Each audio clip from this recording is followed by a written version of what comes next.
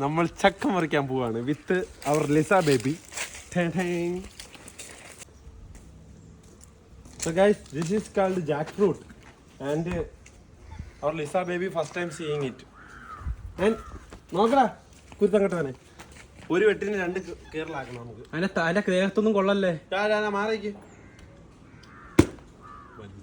ദൈവമേ ചക്ക പഴുത്ത പോലുമില്ല.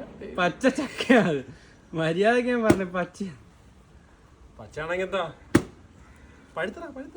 ആ ഇപ്പൊ പട്ടി പഴുത്തറ കളഞ്ഞ കറയുണ്ട് പഴുത്ത ചക്കപ്പഴം. നല്ല മണമുണ്ടല്ലേ.